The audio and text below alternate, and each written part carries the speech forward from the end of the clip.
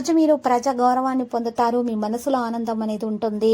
ఆరోగ్యపరంగా కొంత బలహీనంగా ఉన్నా కూడా ఈరోజు మీకు ఎక్కువగా అనారోగ్య సమస్య అనేది వేధించదు. పరిహారంలో ఈరోజు రావి చెట్టు కింద దీపం వెలిగించాలి. ఇలా చేయటం వల్ల అనేక రంగాల్లో ఆందోళన తొలగించబడుతుంది. మెరుగైనటువంటి ఆరోగ్యం లభిస్తుంది. ఇబ్బందులు అయితే కొన్ని తొలగించబడతాయి. కొత్త పనులు ప్రారంభించేందుకు ఈరోజు సమయం అనుకూలంగా తయారవుతుంది.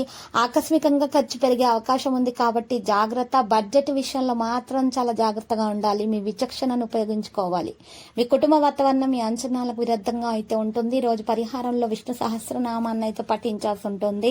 కొన్ని కొత్త ప్రయత్నాలు కూడా కొనసాగించాల్సిన అవసరం ఎంతైనా ఉంది.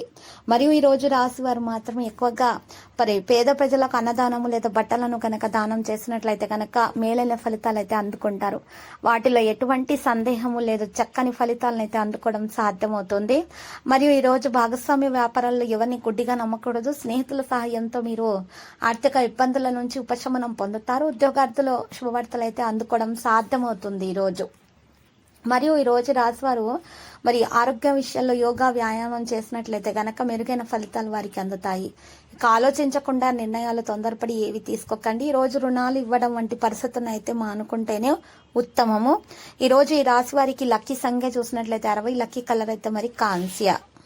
ప్రతిరోజు ఈ విధంగా రాశి ఫలాలు తెలుసుకోవడానికి వీడియోని తప్పకుండా లైక్ చేయండి. క్రింద కనిపిస్తున్న రెడ్ కలర్ సబ్స్క్రైబ్ బటన్ ని తప్పకుండా క్లిక్ చేయండి. లైక్ మరియు సబ్స్క్రైబ్ చేసిన వారికి ఈ రోజు ఏదో ఒక శుభవార్త వినాలని నేను దేవుణ్ణి ప్రార్థిస్తున్నాను.